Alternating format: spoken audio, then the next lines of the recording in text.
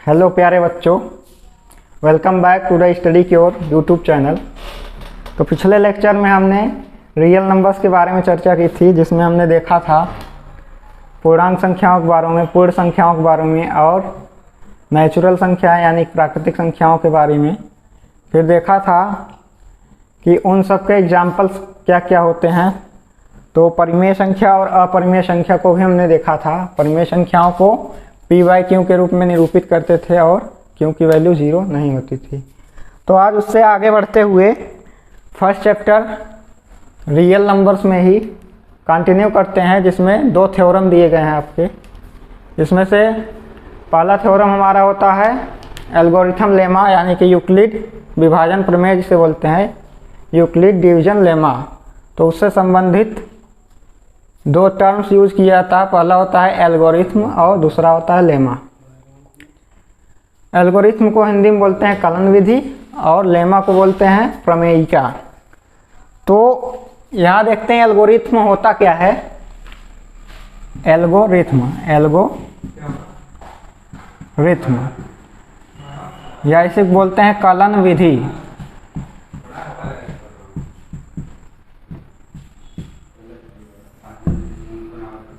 Kiln विधि क्या होता है? An algorithm is a series of well defined steps. मतलब एल्गोरिथम क्या है? एक श्रृंखला होती है वेल डिफाइंड यानी सुपरिभाषित स्टेप्स यानी कि चरणों का, which gives the procedure for solving a type of problem, जो कि किसी भी समस्या को हल करने के लिए एक विधि प्रदान करता है। ठीक, तो क्या हो गया यहाँ पे? एल्गोरिथम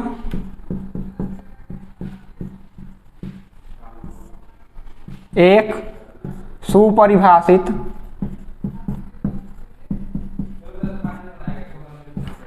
चरणों का समूह होता है या चरणों की श्रृंखला होती है, जो किसी समस्या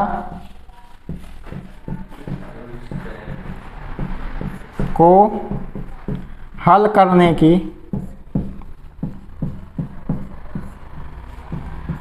विधि प्रदान करती है।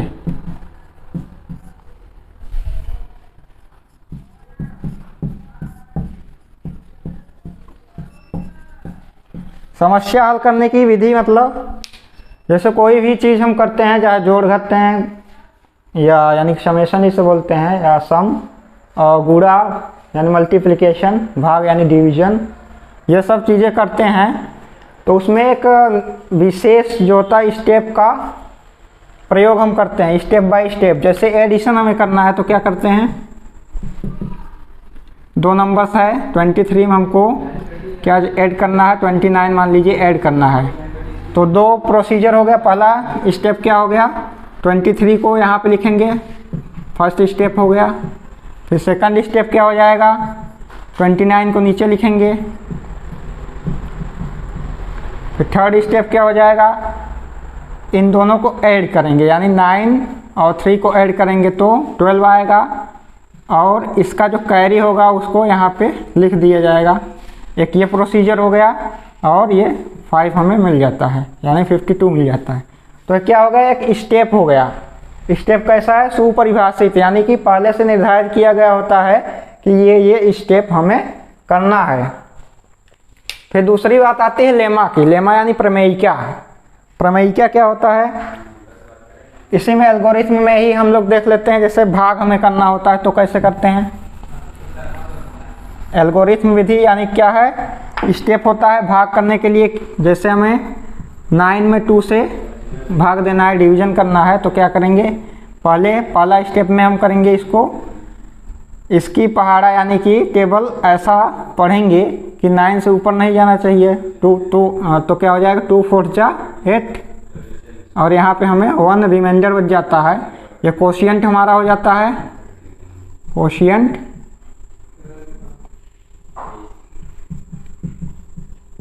कोशिएंट यानी भागफल, और ये कहलाता है रिमाइंडर यानी शेषफल।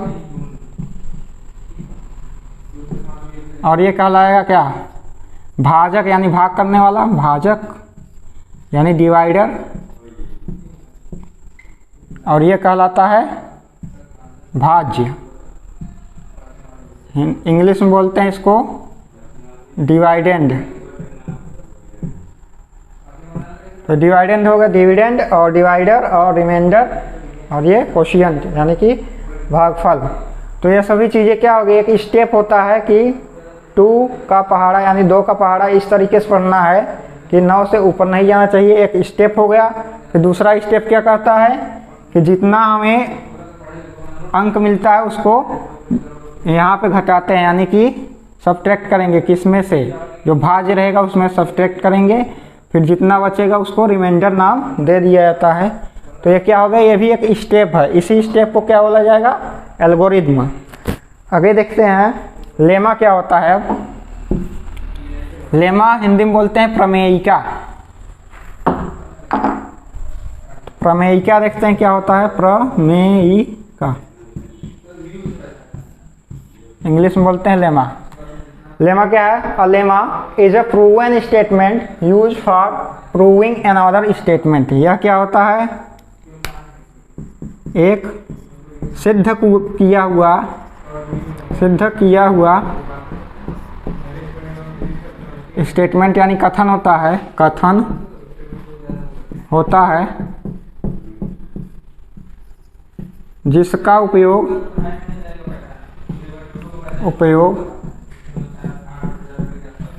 अन्य कथन को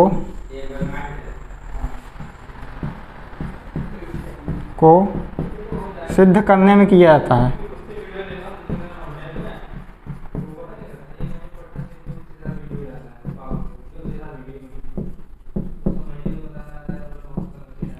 अन्य कथन के यानी कि ये समझ लीजिए एक पहले से दिया हुआ एक कथन होता है जिसको वैज्ञानिक या गणितज्ञ लोग यानी मैथमेटिशियन लोग इसको प्रूव कर चुके होते हैं। उसी का उपयोग हम क्या करेंगे, अन्य प्रॉब्लम को सॉल्व करने के लिए करेंगे। तो इसका एग्जाम्पल हम आगे देखते हैं कि कैसे होता है। इसको यूक्लिड नामक वैज्ञानिक ने दिया था, इसलिए इसको बोला जाता है यूक्लिड डिवीजन लेमा, यानी कि यूक्लिड का विभाजन प्रमेयिका। तो इसमें प्रमेय 1 में हम देखते हैं कि क्या क्या चीज़ें होती हैं। तो अब देखते हैं हम यूक्लिड डिवीजन लेमा, यानी कि हिंदी में से बोलते हैं यूक्लिड विभाजन प्रमेयिका। यूक्लिड विभाजन प्रमेयिका, ये क्या होता है, इसमें थ्योरम फर्स्ट है यानी प्रमेय नंबर 1। प्रमेय 1 क्या कह रहा है, given positive integers a and b, यानी कि 2 इंटीजर्स पॉजिटिव इंटीजर यानी धनात्मक पूर्णांक a और b हैं। There exist unique integers q and r satisfying, जहाँ पे 2 यूनिक यानी 2 अद्वितीय इंटीजर्स यानी पूर्णांक q और r उपस्थित हो तो वह इस फार्मूले को सेटिस्फाइंग यानी कि सिद्ध करेगा या सत्यापित करेगा, या सेटिस्फाइंग मतलब संतुष्ट करेगा। तो ये क्या हो गया, ये हमारा रिलेशन दे दिया गया a b q और r में, जहाँ पे a is equal to b q plus r, और r की वैल्यू क्या होगी, 0 से छोटी या बराबर होनी चाहिए, 0 से बड़ी होगी और बराबर होगी, या b से छोटी होगी। तो आगे देखते हैं, पहले इसको हिंदी में देख लेते हैं क्या बोलेंगे। यदि a और b 2 धनात्मक पूर्णांक दिए गए हैं जिनके 2 अद्वितीय पूर्णांक Q और R प्राप्त हो तो वे निम्नवत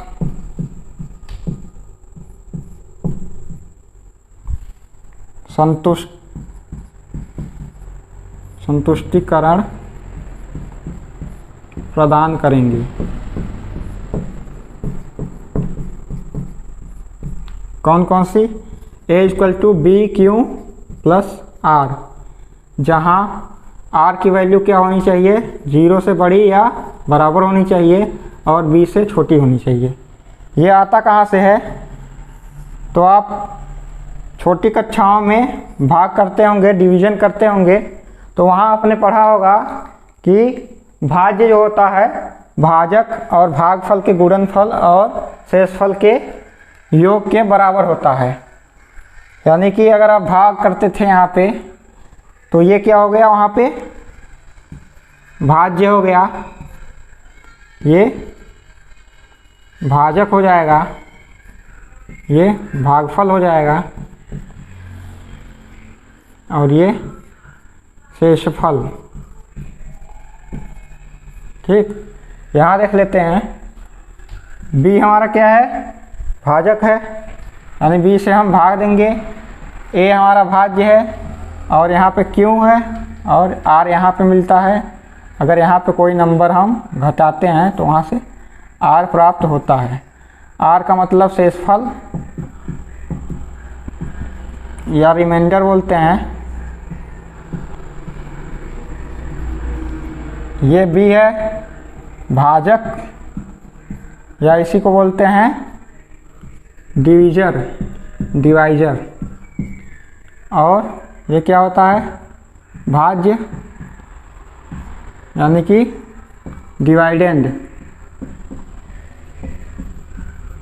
और ये होता है क्वोशिएंट, QUOTIENT, क्वोशिएंट यानी कि भागफल। तो यहाँ से मिलता है कि भाज्य बराबर भागफल गुणा भाज्य भाजक प्लस शेषफल, यानी कि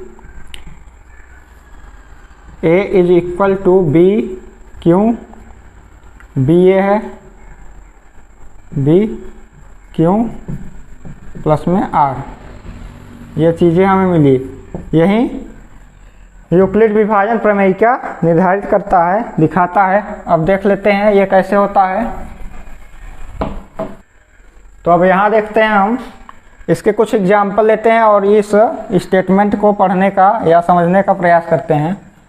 तो अगर हम कोई 2 लेते हैं नंबर, इसको हम डिवाइडर की तरह यूज करते हैं और 3 यहाँ पे लेते हैं और इसमें भाग देते हैं। तो 2 से 3 में भाग दिया गया, डिवीज़न किया गया, तो यहाँ पे क्वोशिएंट मिलता है 1 और यहाँ पे 2 आता है। घटाने पर यहाँ पे रिमाइंडर 1 बचता है। अब आगे भाग देते हैं, 2 से भाग देंगे 3 में, 4 में दे देते हैं आगे, तो यहाँ पे मिलता है 2 और यहाँ पे 4 आता है और यहाँ पे 0 बचता है। आगे देख लेते हैं 5 में, 2 से अगर भाग देंगे 5 में तो 2 बार जाता है और शेषफल 1 बचता है। फिर 2 से भाग देते हैं 6 में, तो यहाँ कितनी बार जाता है? 3 बार जाता है और ये 0 आ जाता है। ठीक, अगर हम 3 से भाग देंगे, 3 से 4 में दिया गया तो शेषफल कितना बचा? 1 बचा। फिर 3 से 5 में भाग देंगे तो शेषफल कितना बचेगा? 2 बचेगा। अगर 3 से 6 में भाग देंगे तो कितना बचेगा शेषफल? 0 बचेगा। तो यहाँ पे क्या आप देख रहे हैं कि ये क्या थी हमारी b की वैल्यू, ये a थी और ये q और ये r थी। हर जगह यही चीज़ है।